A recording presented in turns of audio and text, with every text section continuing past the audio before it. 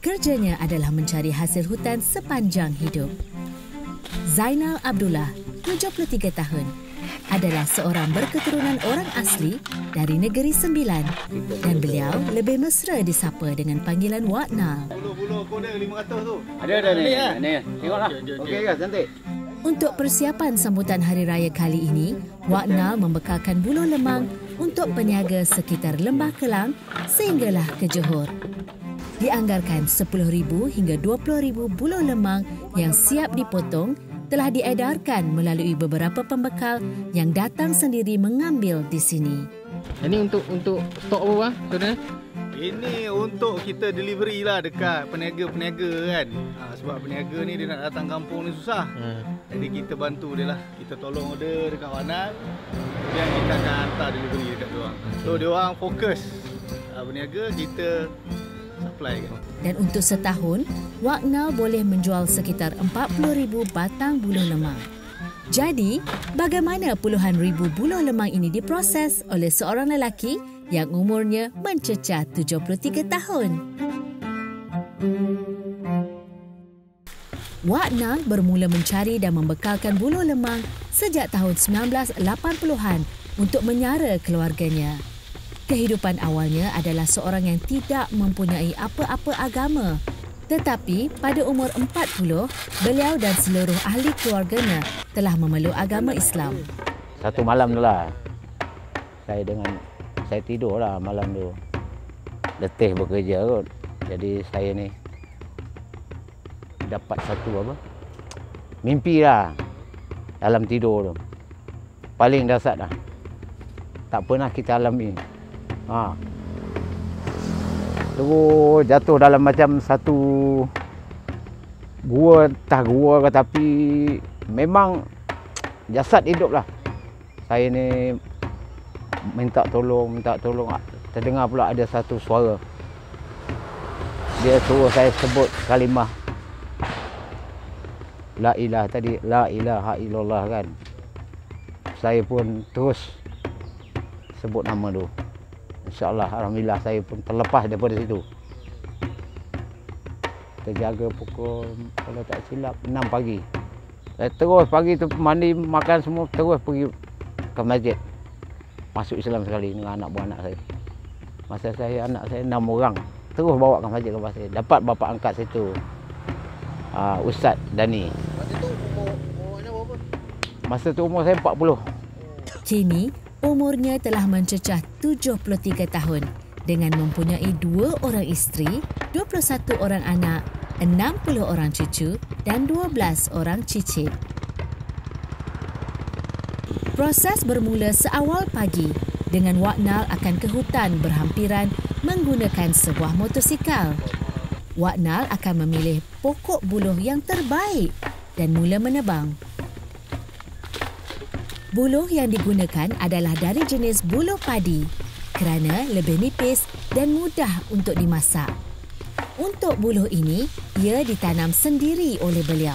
Tetapi, terdapat juga buluh yang diambil di kawasan hutan yang berhampiran.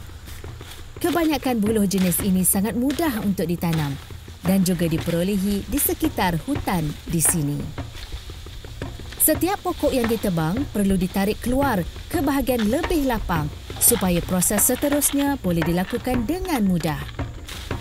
Bahagian hujung buluh yang lebih kecil akan dipotong kerana ia tidak sesuai untuk dijadikan buluh lemang. Saiz keluasan buluh ditentukan menggunakan jari dan panjang buluh adalah sekitar 17 hingga 18 inci. Satu batang buluh yang panjang ini akan dipotong kepada beberapa bahagian yang lebih kecil dan dapat menghasilkan sekitar 12 batang buluh lemang. Cari buluh siap sekali lah, bawa rumah potong 500 lah. 500? 500 batang. 500 batang yang 500 panjang ni. 500 buku lah. Luas. Oh, sehari ya tu? Sehari. Daripada pagi sampai petang? Tak ada lah, dalam pukul 2 macam tu. Selain itu, ia memudahkan Wak Nal untuk mengangkut semua buluh ini untuk dibawa balik ke rumah. Dia banyak miang tau. Oh. Ni nampak. Ini saya katalah satu hari mandi 4 kali. Disebabkan miang tu. Ha, pasal apa? Balik kan tukar baju, mandi balik. Keluar daripada hutan kan, tukar baju, mandi balik. Macam tu lah. Selepas semua buluh ini dipotong, Wak Nal menyusun di atas motosikalnya dan terus pulang ke rumah untuk proses seterusnya.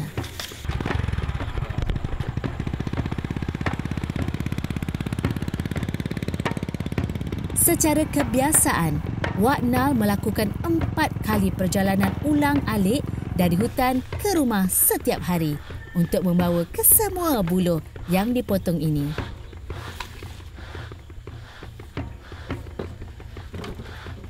Kemudian, buluh ini akan disusun di satu tempat untuk memudahkan Wak Nal memotong buluh mengikut ruas atau satu batang lemang.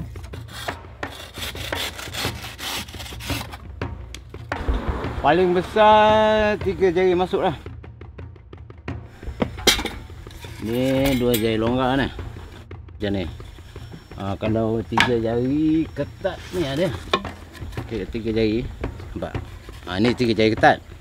Oh. Kalau 3 jari longgar pula. Ni. 3 jari longgar. Pasal dia nampak tu kan. Ini tadi ketat. Itu dah 3 saiz.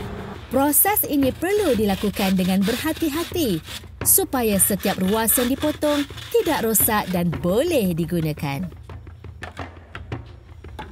Proses seterusnya adalah mencuci semua batang buluh yang dipotong tadi satu demi satu dengan menggunakan air bersih.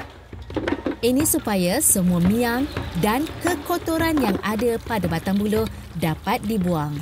Bahagian luar buluh akan digosok manakala bahagian dalam pula dibilas dengan air. Selain menjual buluh lemang, terdapat juga pembeli yang membuat pesanan batang buluh lemang bersama daun lerek. Daun lerek adalah sejenis daun yang sering digunakan untuk dilapik di dalam buluh. Daun ini ditanam oleh Wak Nal sendiri di sekitar laman rumahnya. Seperti buluh lemang, Wak Nal juga mencuci daun lerek ini sebelum ia dimasukkan ke dalam buluh. Menurut beliau, daun yang telah diambil ini perlu digunakan segera dan tidak digalakkan untuk disimpan. Buluh ni isi daun. Lepas tu hari ni nak buat boleh lah. Jangan simpan. Simpan tak boleh apa. Kadang-kadang esok pagi bakar ada katak dalam pula. Dia suka tau. Harga bagi setiap buluh lemang adalah sekitar RM1 hingga RM1.80 dan ia bergantung kepada saiz buluh tersebut. Manakala untuk harga buluh lemang bersama daun lerek adalah sekitar RM2 sehingga RM2.50 juga bergantung kepada saiz buluh ini. Selepas proses ini siap, kesemua buluh akan dihimpunkan di suatu tempat. Seterusnya, buluh-buluh ini akan diikat menggunakan tali khas dan sedia untuk diambil oleh pembeli. Iyalah satu boleh. Kalau orang nak macam satu ikat kan 50, 60. Tengok bergantung pada bunyi lah. Tali tadi. Kalau kadang 60 satu kan.